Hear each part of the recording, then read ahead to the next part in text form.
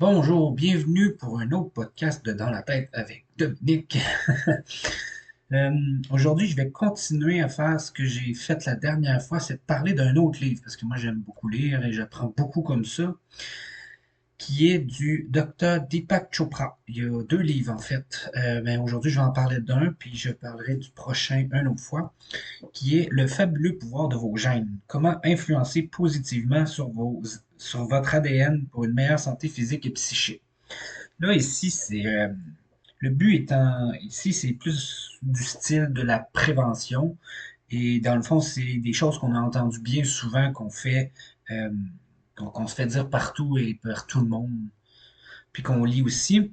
Mais c'est ça qui est intéressant, c'est que c'est plutôt un livre scientifique sur l'ADN, sur l'épigénétique et d'autres sujets de ce genre.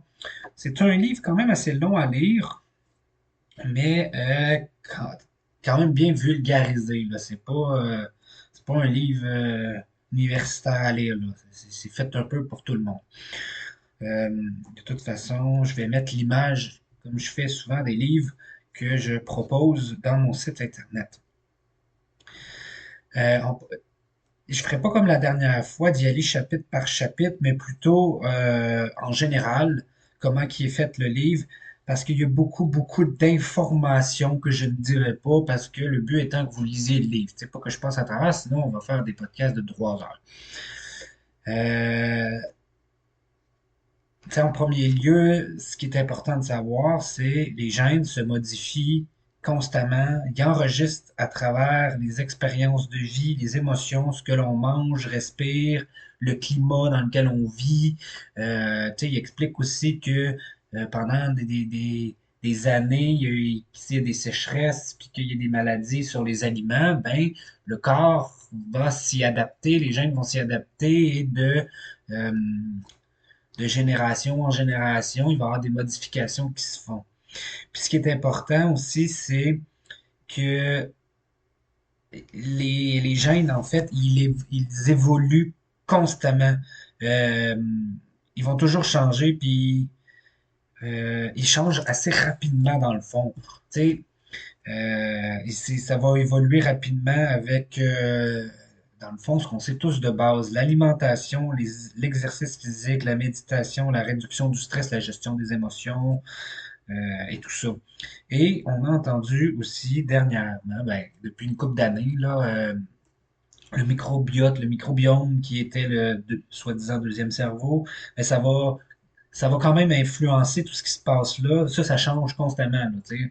On mange quelque chose, notre microbiote, il change. On mange pas quelque chose, il va changer. On dort pas pendant une nuit complète, ça va changer. Il est constamment en train de changer puisque c'est très vivant ce qu'il y a dans nos intestins. Fait que ça va influencer le microbiome, va influencer notre humeur et notre santé globale et physique en général. Fait que c'est ça, et ça répète souvent que ça se modifie constamment.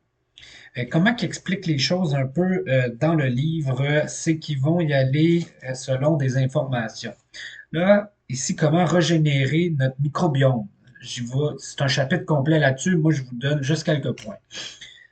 En mangeant moins de graisse, de sucre et de glucides raffinés. Ça, c'est-à-dire tous les aliments transformés qu'on appelle. Ici, c'est pas de ne plus jamais en manger pour toujours. C'est simplement de le limiter, pas juste manger ça.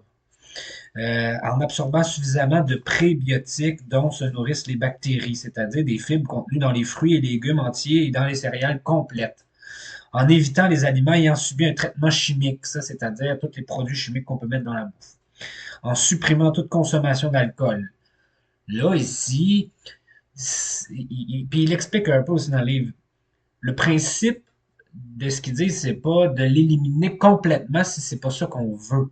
C'est si on le veut, on le fait. Mais tu sais, ce qu'ils disent, c'est que dans le fond, l'alcool, ce que ça va faire, c'est que ça va créer de l'inflammation dans l'intérieur du corps. Et cette inflammation-là va un peu interférer avec ce qui se passe dans notre microbiote, dans nos systèmes immunitaires, dans tout ce qui se passe dans notre ADN. Mais le but n'est pas de l'éviter Mais bon, eux autres, ils disent que comment on le régénère bien, c'est sûr que si on boit de l'alcool tous les jours, en grande quantité, c'est pas très bon pour notre santé. En supprimant en prenant des probiotiques. Là, il y a des prébiotiques puis il y a des probiotiques. Il y a les deux qui sont bons.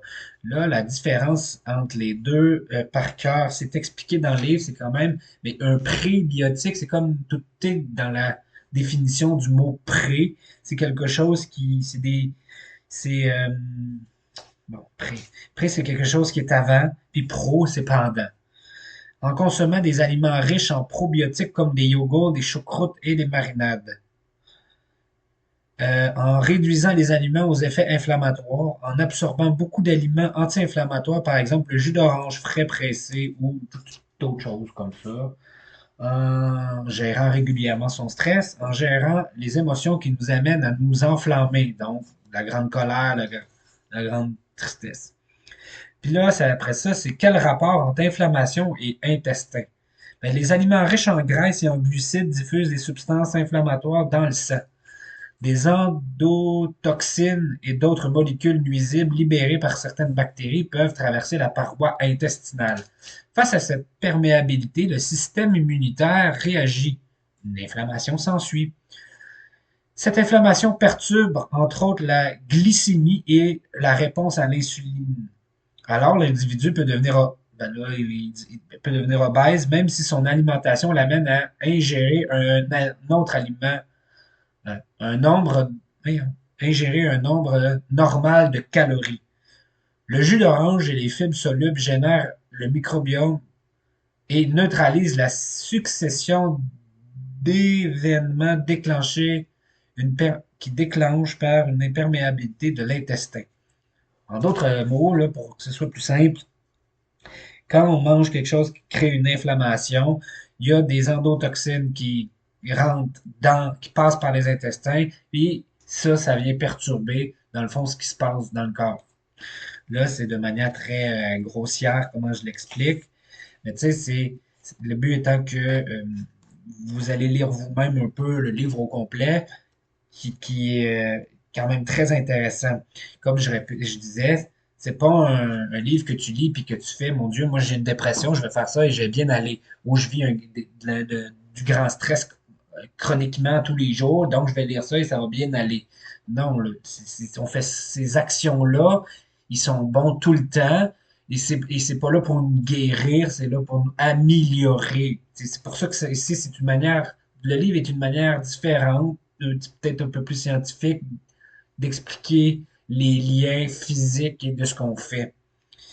Puis ce qui est intéressant aussi, c'est que des fois dans le livre, il y a des petits coins à cocher, des petits questionnaires à répondre.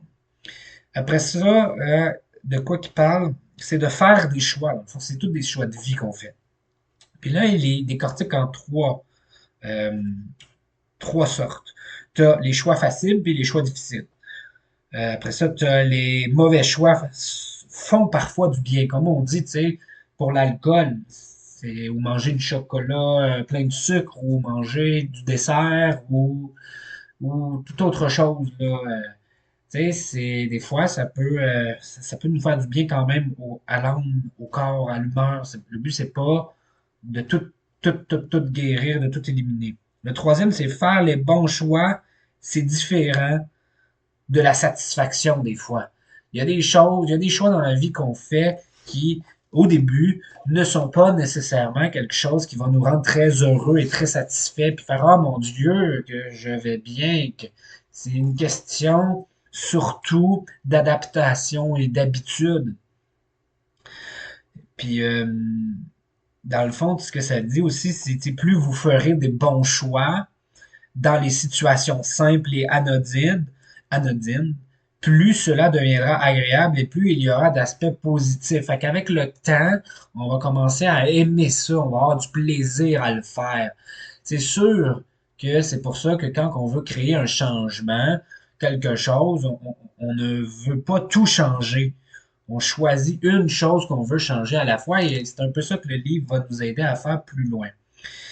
Fait que ça dit ici, il y a des choix faciles et difficiles. Si à chaque jour on est confronté à ces deux types de choix, mais En règle générale, on ne prend pas le recul nécessaire pour faire la différence. Nous continuons comme toujours par nos habitudes, nos conditionnements et l'inconscient on continue là. Les choix difficiles sont ceux qui tentent d'orienter différemment notre approche psychologique. À la surface, un choix peut paraître tout à fait anodin, mais la question n'est pas là. Tout tient dans la difficulté du choix. Pour une personne atteinte d'une grave phobie des insectes, il est difficile, voire impossible, de choisir de soulever une fourmi ou un cafard, de le prendre dans nos mains. À l'inverse, les soldats ont l'habitude de risquer leur vie au combat et se précipitent sous un feu nourri de la rescousse d'un camarade blessé. Les faits objectifs concernant un choix. Prenez-vous peu ou beaucoup de risques? Ce choix est-il facile pour autrui ou non? A-t-il engendré une souffrance ou du plaisir? Sont secondaires et parfois parfaitement hors de propos. L'essentiel tient dans la simplicité ou dans la complexité du choix. Ça, c'est pour le point numéro un que j'avais nommé, les choix difficiles ou faciles. Le deuxième, les mauvais choix font parfois du bien.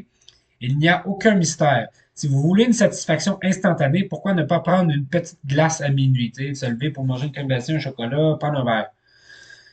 Vous pourriez commencer par une cuillère, puis éventuellement tout terminer. Moi, mon problème, souvent, là, je l'ai réglé, là, mais c'était les sacs de chips. Je commence un sac de chips, je suis plus capable d'arrêter, là, puis je le finis, là. Je l'ouvre, puis c'est terminé, il n'y en a plus. Puis des fois, ben, c'est comme une barre de chocolat. C'est rare que je me prends un ou deux morceaux. Souvent, je le prends, puis il est fini. Je mange. Black. Les plaisirs coupables offrent une double stimulation. D'une part, on éprouve de la satisfaction et d'autre part, la culpabilité disparaît brièvement. Mais l'inconvénient, ce qui n'a rien de nouveau, est que le plaisir commence à être moindre, moins efficace et au bout d'un certain temps, la culpabilité est si grande qu'on en éprouve presque plus de plaisir. Ce que ça veut dire ici, des fois, c'est que tout ce qu'on fait par plaisir, mettons, manger du chocolat, si on le fait trop souvent, ben, ça procurera plus le même plaisir. Comme n'importe quoi dans la vie, là, c'est le même principe. Moi qui étudie dans la dépendance, c'est un peu la même affaire.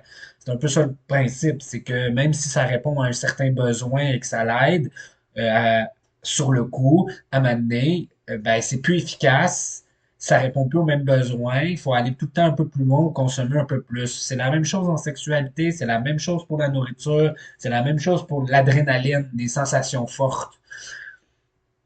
Euh, Fait qu'ici, dans le fond, ce qu'ils me disent de faire, c'est d'accueillir la satisfaction au lieu de la juger négativement. Comme, tu sais, quand les mauvais choix font partie du bien, là, c'est simplement de l'accueillir. Regarde, j'ai du fun, j'ai du plaisir, puis c'est correct, j'ai le droit de le vivre. Puis ça, je fais un parallèle et un lien avec quand je fais des consultations. C'est la même chose dans l'accueil des émotions.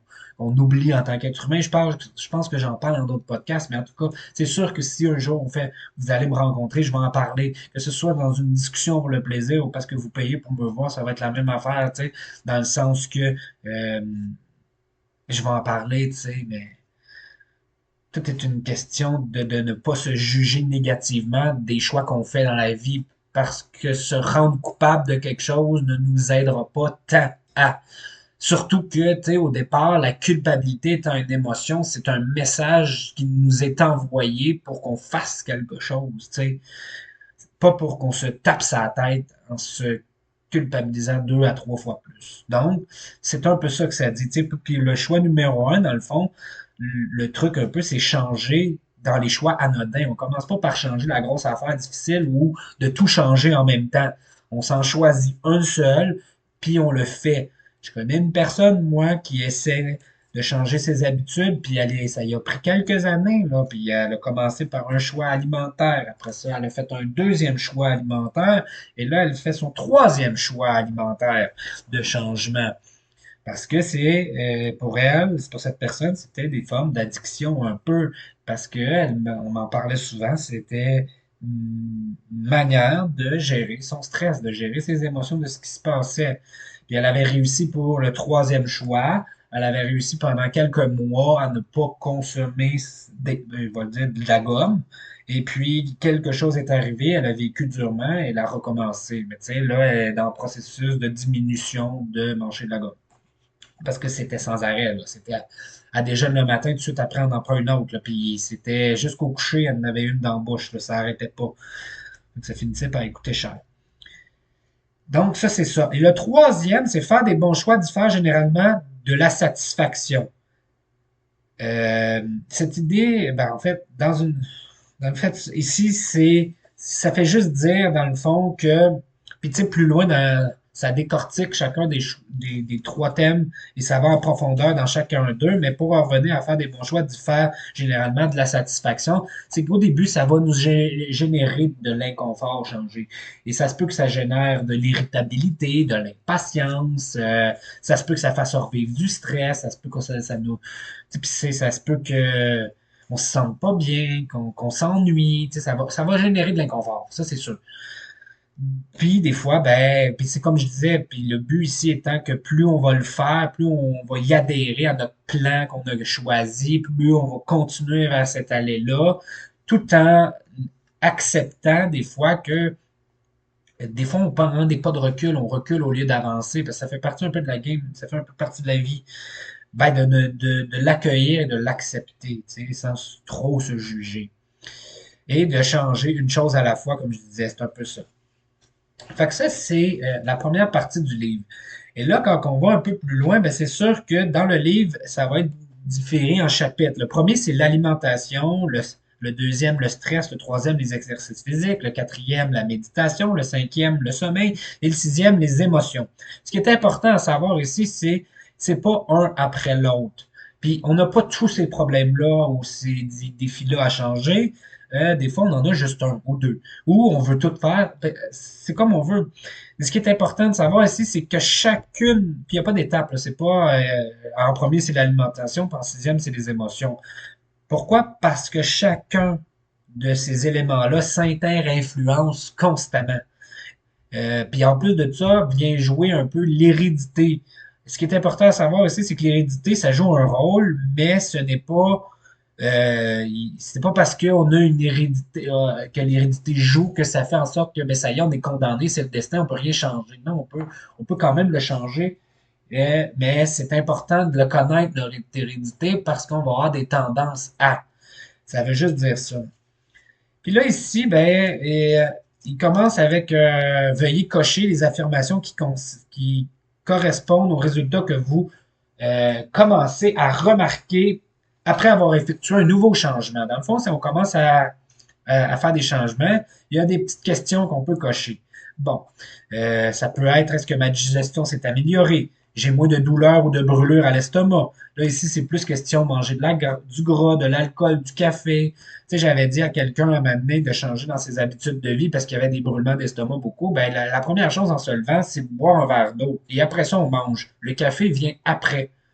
Parce que moi-même, j'ai vécu une période où j'ai eu des brûlements d'estomac, puis ben, le médecin, la pharmacien m'avait dit, ben, si tu commences le matin par boire ton café en premier, ben, tu commences par acidifier ton intestin, ton estomac. Puis un estomac, c'est déjà acide. Ça a besoin de base un peu. Fait que si tu bois beaucoup de café, puis dès le matin, c'est sûr que l'acidité monte vite.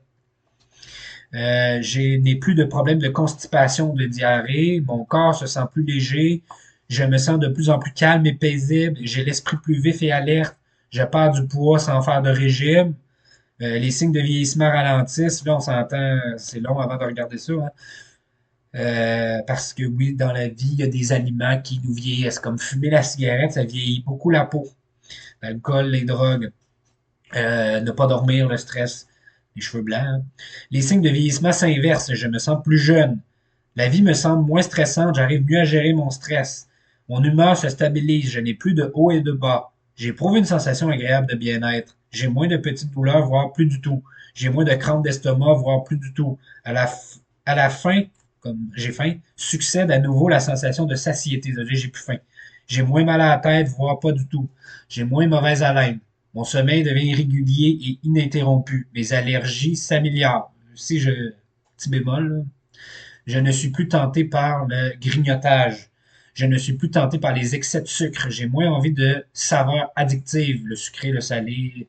Je consomme moins d'alcool, je fume moins. À vérifier par votre médecin si, mettons, vous avez fait plein de changements dans votre vie, ben, quand vous allez le voir, ben, c'est sûr qu'il va y avoir une diminution de la tension, la glycémie va être normale, le rythme cardiaque normal, l'amélioration de vos éventuelles angoisses ou de votre éventuelle dépression. Après ça, il y a tous des mots. ben, bon, le cholestérol, la triglycérine, la fonction rénale, l'amélioration des bilans dentaires, etc. Ça, c'est des affaires que c'est vérifié par le médecin. On ne peut pas vraiment le vérifier nous-mêmes, mais toutes les autres que je vous ai dit avant, c'est des choses que vous pouvez voir par vous-même. Donc, c'est un peu comment voir si les changements que je fais font des résultats. Mais ça ne sera pas des grands résultats. Il faut quand même être observateur de soi-même et des fois des autres, de ce qu'ils nous disent, puis euh, d'accepter de les voir aussi minimes soient-ils. Puis à chaque, dans le fond, chapitre, mettons, là, on commence par l'alimentation, ben, il commence toujours par partie 1, les choix faciles. Et là, il réexplique les choix faciles. On commence par les choix que n'importe qui peut mettre en place. Si vous commencez à les faire vôtres, vous poserez les fondations de votre pyramide.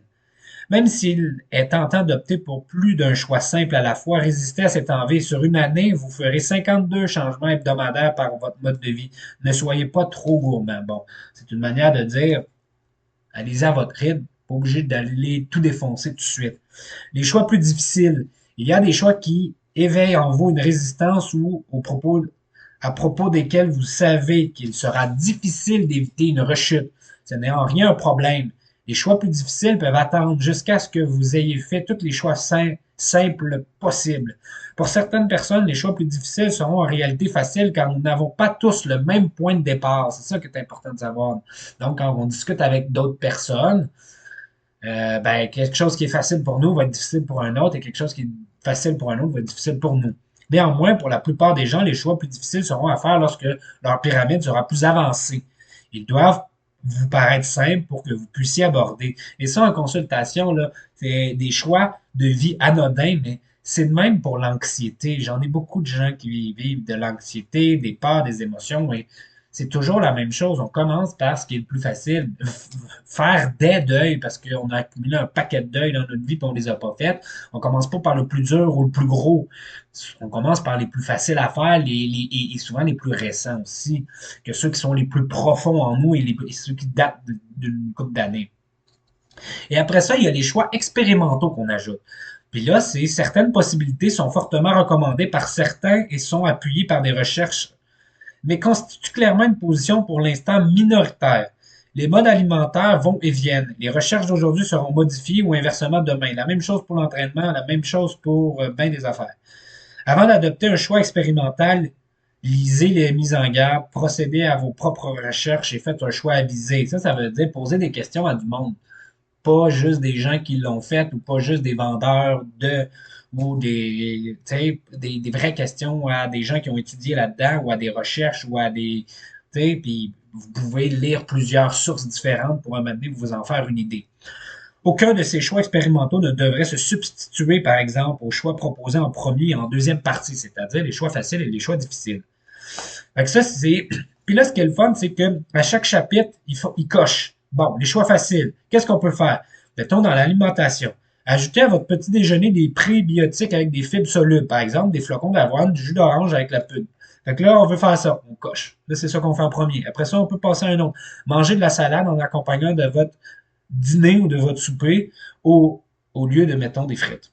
Mais on n'est pas obligé de le faire à chaque fois. Hein. Ajoutez des aliments anti-inflammatoires à votre alimentation. Consommez des aliments probiotiques une fois par jour, par exemple du yogourt, du kéfir, de la marinade, de la choucroute, du kimchi, du kombucha. Optez pour du pain et des céréales complets. Mangez du poisson gras au moins 2 fois par semaine.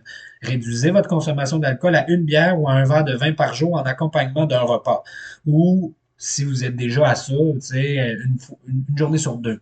Prenez un complément alimentaire à base de probiotiques par jour et comprimés multivitaminés. Là, ce qui est important, c'est de ne pas remplacer les, les- les produits les produits qui vendent en poudre ou en multivitamines, parce que ça, c'est un ajout de ce qu'on a en repas. Tu sais, ça peut être une collation, mais on ne remplace jamais un repas. Ça, c'est très important. Un repas complet par juste des suppléments alimentaires. Grignotez moins en ne mangeant qu'une seule portion dans un bol. Ne mangez pas dans le sachet, mettons, comme moi dans les sacs de chips. Partagez votre dessert au restaurant au lieu d'acheter chacun. Les choix plus difficiles, optez pour une alimentation bio, y compris le poulet et la viande, pourvu que les animaux n'aient pas été élevés avec des hormones. Là, tu vois, c'est là qu'on rentre un peu plus dans la complexité. Ça coûte, oui, plus cher en général. Limiter, voire éliminer la viande rouge, optez un minimum pour les solutions alternatives bio. C'est pas des choix qu'on est obligé de faire. C'est des choix qui sont difficiles à faire. Puis on n'est pas obligé de les faire rapidement. Choisissez des œufs de poule élevés en plein air, riches en acides gras oméga 3. Devenir végétarien ou végétalien, éliminer le sucre blanc, consommer beaucoup moins d'aliments transformés, éliminer l'alcool, cesser toute consommation de fast-food, arrêter d'acheter des aliments industriels, cesser de manger quand vous n'avez pas faim.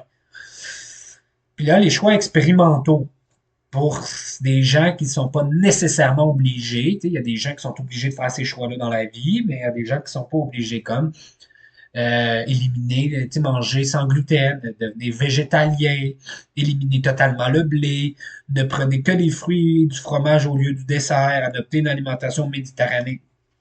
Tu vois, fait que ça, c'est des choix plus expérimentaux. Et là, c'est un peu ça. Ils disent ici que, après ça, ensuite, d'autres informations, les aliments qui combattent l'inflammation. Ben, tu as le poisson gras, les baies, un mot que je comprends pas, oléagineux, les graines, les céréales complets, les légumes feuillus verts foncés, le soya, le tempeh, les champignons, le produit laitier, les piments, les poivrons, les tomates, les cerises acides, le gingembre, le curcuma, l'ail, l'huile d'olive. Euh, on peut ajouter le cacao et le chocolat noir, le basilic, autre plante aromatique, le poivre noir et l'alcool en consommation modérée. Ça va pas faire en sorte que ça va être inflammé. On peut ajouter aussi les légumes crucifères, le chou, le bok choy, brocoli, chou-fleur, les avocats, sauce pimentée, la poudre de curry, les carottes, le blanc de dinde, le navet, les navets, les courgettes, les cocombes. Ça, c'est tout ce qui peut aider à... Puis là, tout ce qu'il faudrait éliminer et éviter pour l'inflammation. Les viandes rouges, les graisses saturées, les gras trans, là, le pain blanc, c'est du pain en blé, le riz blanc, les frites, les sodas sucrés.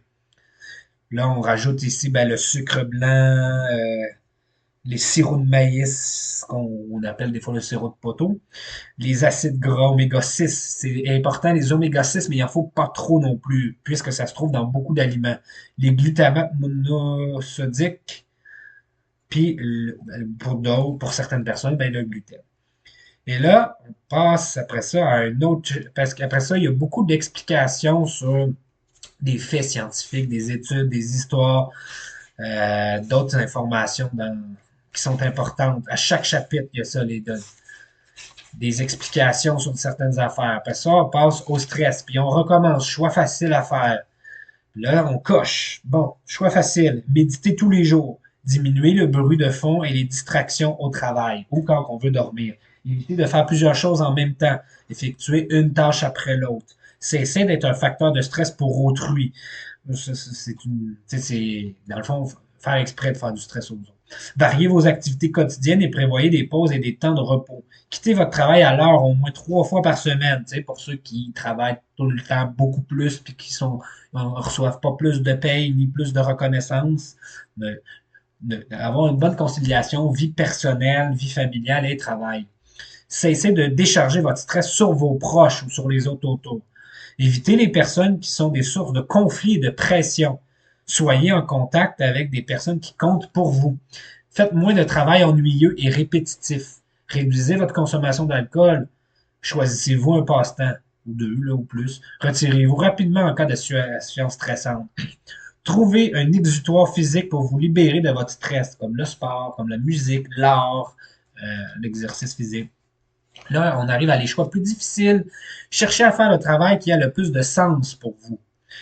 On appelle ça plus difficile parce qu'on a tous des factures à payer, on a tous des obligations, ce qui fait en sorte que puis des familles, des fois, de prendre le temps de comprendre ce qui fait du sens. Qu'est-ce qui fait du sens dans notre vie? Mais ça veut dire qu'il faut apprendre à se connaître, puis apprendre à connaître nos valeurs, etc. Et c'est là que ça sert d'aller en consultation. Soyez responsable plutôt que subalterne. Ça veut un peu dire, faites des choix puis assumez vos choix. Ne pas subir la vie et les choix de tout le monde tout le temps. Privilégiez la sécurité de l'emploi sur l'argent. Ce que ça veut dire ici, ben, tu sais, ça dépend encore pour certains. Tu sais. Ça veut dire faire du sens. Donc, si pour vous, ça fait plus de sens d'avoir une sécurité d'emploi, mais c'est moins bien payé, ben vous faites ça. Et si pour d'autres, c'est plus, ça fait plus de sens pour eux de faire beaucoup d'argent, mais qui peuvent perdre leur emploi n'importe quand, ou c'est des contrats à court terme, puis c'est des passes de cash qu'on appelle, ben si c'est correct pour eux, c'est correct, tu sais, aussi. Économisez pour l'avenir. Prenez toutes les assurances qui vous conviennent. Les REER, les CELI, mettre de l'argent de côté, prendre des assurances vie, des assurances ci, mais ça, vous le faites si ça vous rassure, si vous sentez que vous en avez besoin. Le but étant que ça diminue votre stress. Soyez plus tolérant. Autant que possible, cessez de résister. Cessez d'assumer trop aussi de responsabilités. Vous mettre tout sur le dos, prendre prendre le mal, là, vouloir sauver le monde, ou quand on vous donne beaucoup trop de tâches, 75 tâches à faire, vous devez être parent en plus, puis vous occuper de tout à la maison en plus. Arrêtez de travailler chez vous. Le bureau, c'est le bureau. Chez vous, c'est chez vous. À part pour ceux qui font du télétravail, encore là, pour ceux qui font du télétravail, séparez votre bureau de votre cuisine ou de votre salon ou de votre chambre, mettons. Prendre un temps de séparation entre les deux, une transition. Prenez davantage de congés. Éliminez le travail ennuyeux et répétitif. Chaque jour, prenez plaisir à aller vous promener dans la nature. Trouvez-vous un confident. Trouvez-vous un mentor. Ayez une vision de votre avenir. Devenez un guérisseur de stress, ça, on va le voir plus loin. Gérez vos émotions négatives, colère, peur, angoisse, jugement, dépression, etc. Là. Et là, on arrive dans les choix expérimentaux. Devenez votre propre patron, pour ceux qui peuvent. Progressez dans votre sentiment de sécurité intérieure et dans votre estime de vous-même. On va plus dans le besoin d'auto-actualisation de soi. Là. Devenez un confident de quelqu'un d'autre. Devenez mentor. Formez-vous à la gestion de crise. Confrontez-vous à vos problématiques psychologiques de longue date en suivant une thérapie. Puis là, il parle ici des moyens inappropriés de faire face au stress. Réagir émotionnellement, trop fortement. Se plaindre, subir la vie, comme je disais. Transmettre son stress et décharger sur les autres. Je tourne le dos aux personnes qui me stressent le plus et je repousse autant que possible. J'endure le stress jusqu'à ce que je suis plus capable. Je me mets encore plus de pression. Ça, c'est ce qui est pas bon. Et encore une fois, on passe.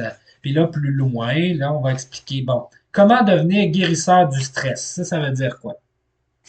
Ben, demander aux autres comment ils se sentent et écouter la réponse. Ne pas persister à vouloir se faire entendre. Dans le sens que si on peut pas se faire entendre, on peut pas se faire entendre. Là, des fois, il vaut mieux se taire et écouter. Toujours faire preuve de respect. Ne jamais rabaisser les autres ni trouver de bouc émissaire. Ne jamais critiquer quelqu'un en public. Accepter d'être à l'écoute d'autant de personnes que possible, ce que vous êtes capable, ce qui vous tente. Louer et apprécier le travail d'autrui. Juste dire merci. Tu sais, comme tantôt, moi, je suis allé dans un café préparer mon petit podcast et lire des textes d'université encore. Puis, tu sais, même si j'y ai payé son café, puis qu'elle me l'a fait, puis je l'ai pris, j'ai dit merci, je suis venu y reporter, j'ai dit merci. Être loyal pour mériter la loyauté des autres. Ici, ce que ça veut dire, c'est si vous voulez que les gens soient loyaux envers vous, vous devez l'être envers les autres. C'est la même chose pour le respect, la même chose pour la fidélité, la même chose pour la confidence, la confiance. Attendre d'avoir retrouvé son calme avant de gérer une situation qui vous met en colère. Laisser à ses collègues et employés suffisamment de marge de manœuvre pour prendre leurs propres décisions. Être ouvert à de nouvelles idées, quelle qu'en soit l'origine. Ne pas favoriser un petit cercle à l'exclusion des autres. Gérer les tensions qui apparaissent au lieu de les nier ou d'espérer qu'elles se résolvent d'elles-mêmes. Ne pas être un perfectionniste éternellement insatisfait. Traiter les deux sexes de manière égale. Donc, ça, c'était pour devenir un guérisseur d'âme de stress qu'il appelle. Ensuite, on passe à l'exercice. Encore une fois, c'est la même chose. Choix facile. Levez-vous et faites des mouvements une fois par heure. Ça, c'est surtout pour ceux qui restent assis souvent ou un travail assis. Ou pour ceux qui peuvent, tu sais, comme moi, vendredi, j'ai une formation très intéressante que je vais suivre de chez moi. Donc, écouter pendant 6 heures de temps quelqu'un, ben, j'ai un tapis roulant. Ça se peut que je me mette à faire du tapis roulant pendant quelques temps en écoutant. J'ai aussi un vélo stationnaire. Puis, tu sais, je vais l'écouter, mais je vais faire de l'exercice en même temps. Parce qu'il faut que je reste chez nous quand même. Quand vous voulez prendre l'ascenseur, prenez plutôt l'escalier. Faites vous-même le ménage au lieu de faire appel à des entretiens ménagers. Promenez-vous d'un bon pas après le dîner, puis aussi après le souper en général. Quand il y a un parking, ne pas chercher nécessairement celui qui est le plus proche, de l'entrée. Vous pouvez prendre n'importe quel parking, puis juste faire la marche, c'est pas grave, là. Si vous promenez déjà votre chien tous les jours, marchez plus longtemps. C'est tout. Achetez un step d'aérobic et servez-vous-en tous les jours pendant un quart d'heure. Vous pouvez faire ça pour écouter une formation aussi ou tout simplement écoutant un film, prendre une pause. Sortez entre 5 et 10 minutes 3 fois par jour. Pratiquez une activité physique qui vous plaît. Le jardinage, en fait partie, le golf, n'importe quoi. Moi, j'ai un terrain de pickleball en arrière, des fois j'y vais. Consacrez 5 à 10 minutes par jour à la gymnastique. Là, ils disent suédoise, il faudrait voir c'est quoi. Faites plus de la moitié des tâches dans votre jardin, c'est quand vous en avez un. Faites de la musculation légère pendant que vous regardez la télévision. Les choix plus difficiles. Liez-vous d'amitié avec des personnes plus actives et joignez-vous à elles dans leurs activités. Des groupes de courses, des groupes de n'importe quelle sorte d'activité. Consacrez la moitié de votre pause repas à faire de l'exercice physique. Moi, je travaille dans les écoles, là, puis des fois, il y a des gens qui le font, ça, le midi, ils s'en vont, puis il y en a une que je connais, une personne, elle va faire son petit jogging pendant 40 minutes. Après, elle mange. Si vous amenez vos enfants dans un parc, jouez avec eux au lieu de les regarder ou d'être sur son cellulaire. Tu sais, quand je suis allé en sortie scolaire ou dans les maisons des jeunes, puis qu'on va au Ice Out, la plupart des parents, tu sais, ils payent pour pouvoir rentrer là où. Puis ils s'assoient, puis ils sont sur leur selle. En fait, c'est un jugement de ma part, mais de payer très cher pour juste être assis, c'est un peu mal dépenser son argent, je trouve. Quand vous voulez prendre l'ascenseur, monter par l'escalier jusqu'au. Là, on parle. Quand c'était facile, c'était de monter un ou deux étages. Là, dans le plus difficile, c'est de monter 4, 5, 6 étages à la place de prendre l'ascenseur. 2 fois par semaine, prévoyez une activité physique commune avec votre partenaire ou avec des amis. Achetez un step d'aérobic et servez-vous-en tous les jours, une demi-heure au lieu de juste 15 minutes. Là, on monte le temps. Reprenez un sport que vous aimiez pratiquer. Consacrez chaque jour 2 séances de 5 à 10 minutes de gymnastique. Marchez un total de 3 heures par semaine. Faites vous-même le travail qu'il y a à faire dans votre jardin au complet. Passez la tondeuse. Portez-vous volontaire pour aider les personnes qui ont besoin de quelqu'un pour faire le ménage, de la peinture, des réparations, des déménagements. Faites une randonnée chaque week-end quand le temps est favorable. Ah oui, je vais en faire une en fin de semaine. Ça fait 3 semaines que j'en ai pas fait. Je trouve ça long. Dans votre salle de sport, faites appel au service d'un coach. Là, on arrive dans les choix expérimentaux. Suivez des cours de remise en forme. Faites du yoga. Soyez le meneur de votre groupe de randonneurs. Entraînez-vous pour faire du sport de compétition. Trouvez un partenaire avec qui vous faites régulièrement. Là, ils ont mis jouer au tennis. C'est parce que c'est compliqué le tennis. Là. Mais ça peut être tout autre sport. Ça, c'était encore. Là, on passe à la méditation. Là, je vais un peu plus vite parce que le but étant que vous le lisez vous-même pour tout ce qui est tout ce qui est descriptif, en fait. Les choix faciles dans la méditation. Lors de votre pause repas, asseyez-vous seul et fermez les yeux pendant 10 minutes, 5 minutes, 2 minutes. Apprenez à méditer sur votre respiration en raison de quelques minutes le matin, quelques minutes le soir. Utilisez plusieurs fois par jour une technique de pleine conscience. Ce qui est le fun de la pleine conscience, c'est que c'est pas t'es pas assis en faisant la pleine conscience, tu peux manger et être en pleine conscience, tu peux marcher et être en pleine conscience, tu peux cuisiner, tu peux lire et être en pleine conscience. Moi, je prends beaucoup de bains en pleine conscience. Fait qu'on peut faire ça à n'importe quel moment. Chanter un mantra simple 2 fois par jour. Chanter. Ça peut être se répéter des phrases qu'on trouve importantes pour qu'elles deviennent une habitude. Trouver un ami avec lequel méditer, des fois, ça peut être plus le fun à plusieurs. Aller à l'intérieur de vous-même à chaque fois que cela vous aide au moins 1 fois par jour. Là, on est plus dans l'introspection. Il faut apprendre à se connaître, apprendre qu'est-ce qui se passe en dedans de nous. Ça, on le fait beaucoup en consultation. Là, on arrive dans les choix plus difficiles. Bon, ben là, c'est plutôt des méditations organisées. Là, on monte le temps de la méditation. Au lieu de quelques minutes, on passe de 10, 15, 20, 30 minutes. Pratiquer la méditation avec votre partenaire. Faire des postures de yoga en même temps de méditer. Là. Pratiquer les techniques de respiration en même temps de la méditation. Là, on peut même apprendre à nos enfants à le faire. On peut le faire avec eux. Là, on est dans les choix plus difficiles, hein? Et les choix expérimentaux. Bon, faites des recherches sur les traditions spirituelles qui est en lien avec la méditation pour aller encore plus loin. Faire des retraites de méditation, enseigner la méditation à quelqu'un, envisager d'enseigner la méditation à des personnes âgées, si ça vous tente, envisager de proposer la méditation dans une école. Bon, ça, c'est des choix expérimentaux, on n'est jamais obligé de les faire. Ce en quoi la méditation m'aide à réussir. Ça, c'est pour voir si, tu sais, quand on a installé cette routine de méditation, ben là, on fait on check la liste qu'il y a dans le livre, puis c'est comme un checkpoint, là, on coche. Est-ce que ça m'aide à?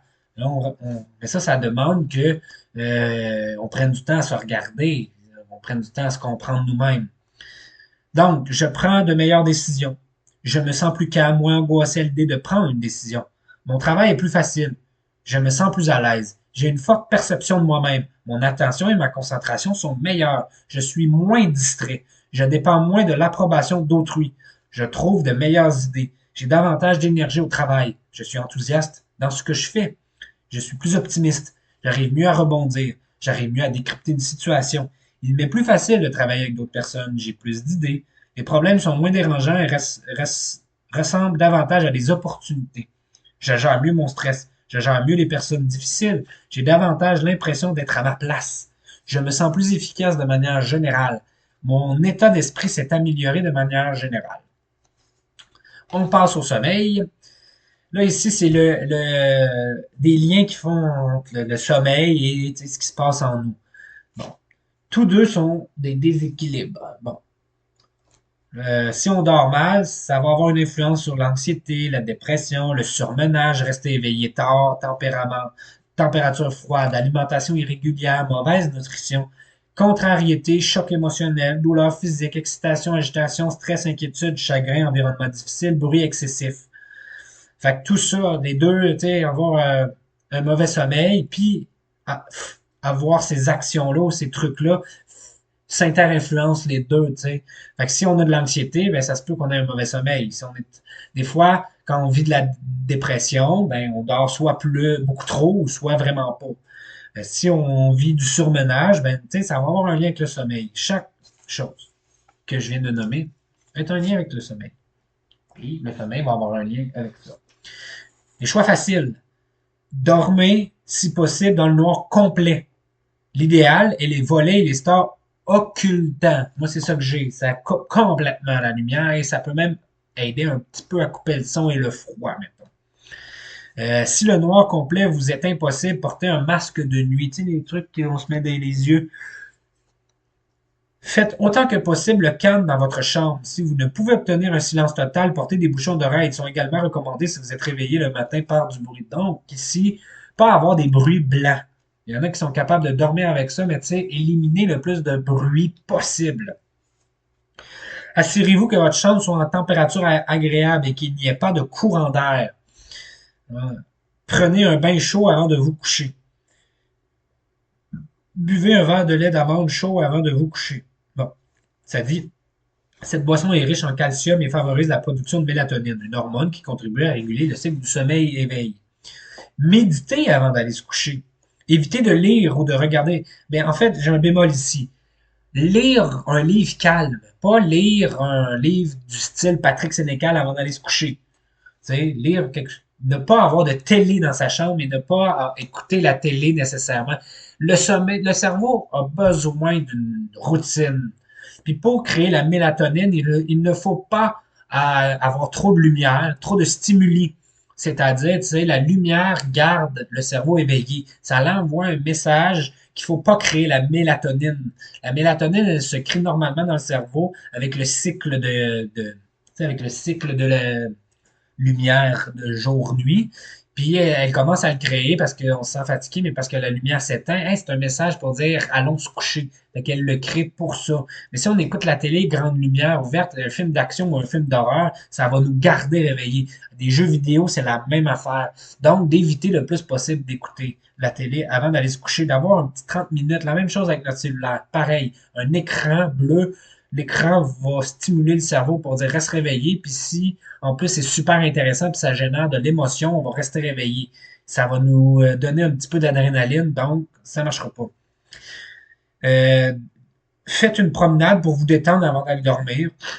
Prenez, non, ça je suis pas d'accord. Prenez une aspirine 1 heure avant de coucher pour remédier aux douleurs mineures. Ce que ça veut dire, c'est pas nécessairement aspirine, non, mais tu sais, si vous avez des douleurs, ben de prendre ce qu'on vous a prescrit dans le fond pour aller dormir. Pas de boire de thé ni de café avec de la caféine. Logiquement, ils disent 3 heures, mais pour certaines personnes comme moi, si je prends du café à 4 heures l'après-midi puis je me couche à 10 heures, je dors pas là. Parce que le caféine reste quand même à peu près 12 heures dans ton corps. Donc, des tisanes, oui, mais pas du café. Après votre travail, détendez-vous. Fait que ceux qui finissent tard, il y a tout le temps un petit délai, il y a une transition à faire. Vous ne pouvez pas arriver et aller vous coucher, tu sais, il y a un délai. Méditez le soir, trouvez des moyens de gérer votre stress et vous détendre. Les choix plus difficiles, couchez-vous et levez-vous tous les jours aux heures régulières. Ça veut dire une vraie bonne routine. Là, ici, c'est ça que je disais. Enlever la télé de la chambre. Cette dernière doit rester un lieu dédié au sommeil. Et j'ajouterai ici, gérer tout signe d'anxiété, d'inquiétude et de dépression. N'emportez pas de travail à votre domicile. Faites-vous masser par votre partenaire avant de vous coucher. Pas d'alcool le soir nécessairement. Ben, en fait, pas juste avant d'aller se coucher.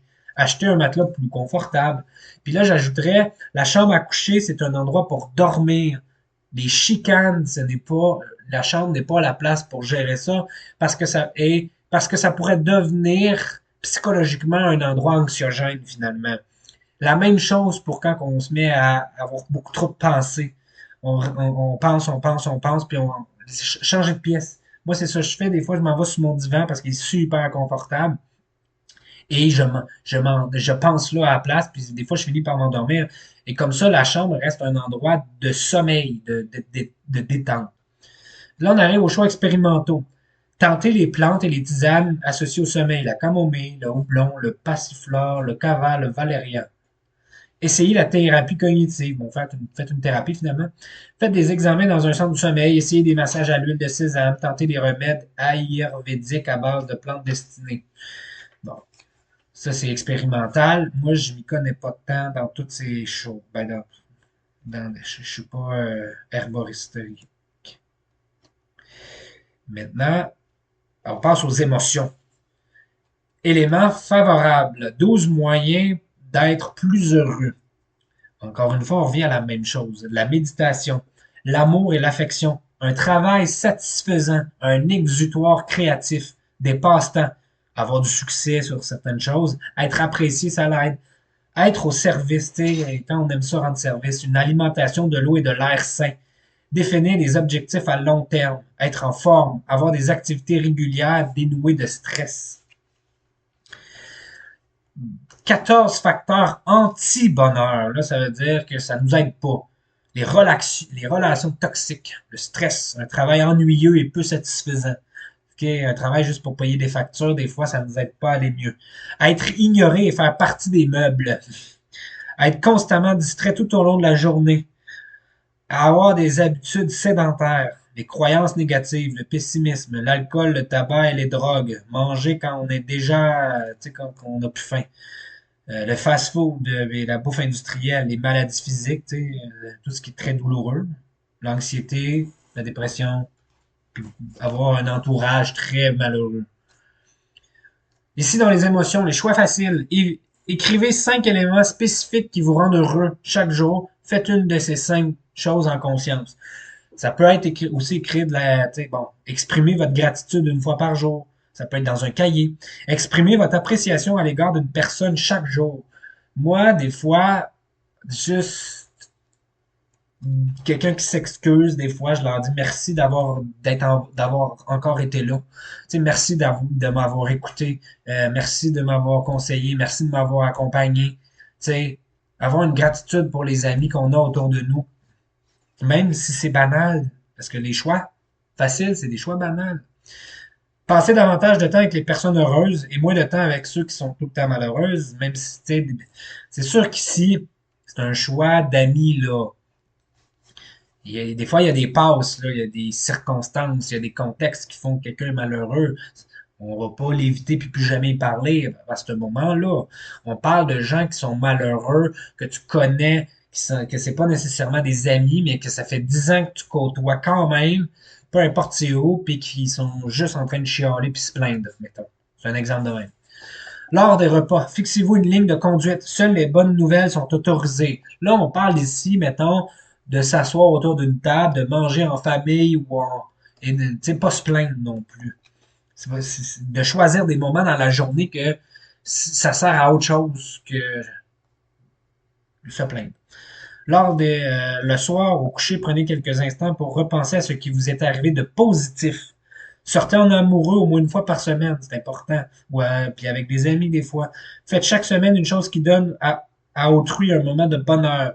Soyez créatif dans votre temps libre. Ne soyez pas arrivé à votre télévision ou à Internet. Là, les choix plus difficiles. Fixez-vous un objectif intéressant à long terme et tenez-vous-y. Tenez-vous-y. L'idéal est de vous fixer un but de vie. Trouvez-vous une passion. Exposez-vous moins aux informations négatives que donnent les médias. Tu sais, si ta télé roule TVA Nouvelles 12 heures par jour, ça se peut que tu sois malheureux dans ta vie. Là. Contentez-vous de regarder un journal télévisé ou de lire une histoire sur Internet ou lire le journal sans nécessairement que lire. Ça se peut que vous aimiez ça, mais tu sais, que lire les faits divers tristes, puis ça se peut que ça nous rende tristes. Moi, j'ai fait ça dernièrement. Je lis moins le journal. Je lis plus tout le journal à chaque chose. Je choisis ce que je lis. Plus. Servez-vous tous les jours des listes d'éléments favorables et défavorables au supergénome. Bon, supergénome, c'est ce que je nommais tantôt. Là, je vous ai pas dit, mais tu sais, les 12 moyens d'être plus heureux. Chaque fois qu'une situation ne vous satisfait pas, éloignez-vous dès que cela vous est possible sur le plan pratique. Puis de prendre le temps de réfléchir. Ne déchargez pas votre négativité sur autrui. Privilégiez l'empathie et la compassion.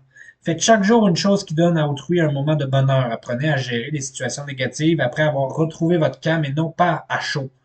Bon, les choix expérimentaux. Couchez sur papier votre vision personnelle d'une vie épanouissante. Trouvez, trouvez, trouvez-en vous une habitude autodestructrice et mettez par écrit un projet pour en triompher. Remémorez-vous la période la plus heureuse de votre vie et tirez-en les leçons qui s'imposent. Cherchez à améliorer votre intelligence émotionnelle. Ça, c'était tout ce qui était les chapitres. Maintenant, il parle ici, bon, c'est des questions à se poser. Réfléchissez à un but auquel vous pourriez parvenir. Est-ce que je vis déjà mon objectif, même si elle n'occupe qu'une partie de mon temps? Est-ce que cette activité me plaît vraiment? Les choses me viennent-elles aisément et naturellement? Est-ce que cela me donne de l'énergie à défaut de m'en prendre? Ai-je le sentiment d'être davantage moi-même? Suis-je dans la bonne situation pour continuer d'évoluer vers mon objectif? Ai-je le sentiment que cette activité me permet de grandir? C'est tous des exemples de questions qui font en sorte que on fasse des choix un petit peu plus judicieux de nos actions. Là, ce que je voulais ajouter pour finir ici, tu sais, il y a des données scientifiques qui disent, bon, la plupart des gens ont entendu parler d'une discipline appelée la psychologie positive, dénomination qui semble dégager beaucoup d'optimisme. En réalité, certaines des découvertes les plus médiatisées de la psychologie positive sont pessimistes. Les gens se trompent souvent quand ils pensent savoir ce qui va les rendre vraiment heureux. Après avoir obtenu plus d'argent, une maison plus grande, un meilleur travail ou s'être trouvé un nouveau partenaire amoureux, ils sont pourtant loin d'être aussi heureux qu'ils le voulaient. Le bonheur a tendance à être accidentel et à court terme. Une expérience surgit de nulle part nous rend heureux pendant un temps avant de disparaître, de perdre de son piquant ou de laisser place à l'ennui. Le bonheur permanent est imaginaire. Si vous avez beaucoup de chance et que presque tout vous sourit dans la vie, vous atteindrez peut-être une sorte de satisfaction régulière qui ne vous permettra toutefois pas d'être constamment heureux. Il y a en chacun d'entre nous un certain niveau prédéfini de bonheur qui ne peut changer que temporairement. Après tout, expérience forte, quelle qu'elle soit positive ou négative, nous revenons dans les 6 mois en ce même niveau.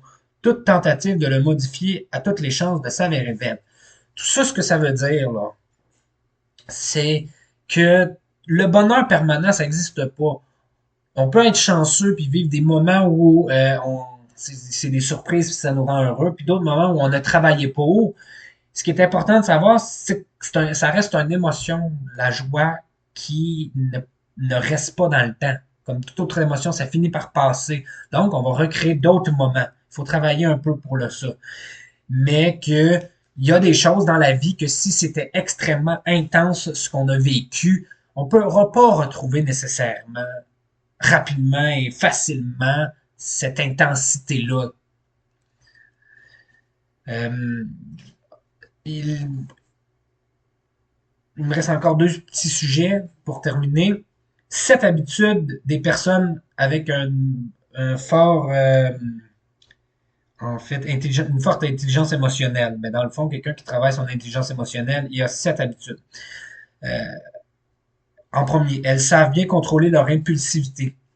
Savoir que leur satisfaction sera différée ne leur pose pas de problème. Elles perçoivent les sentiments des autres. Elles sont ouvertes à leurs propres émotions.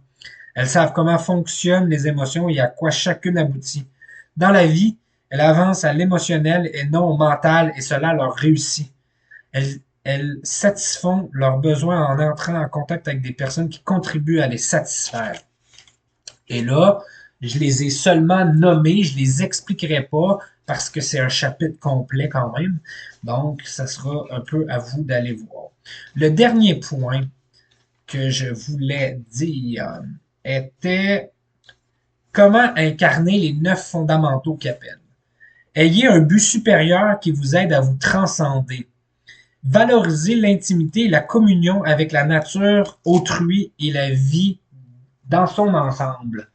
Restez ouvert au changement. D'instant en instant, soyez à l'écoute de tout votre environnement.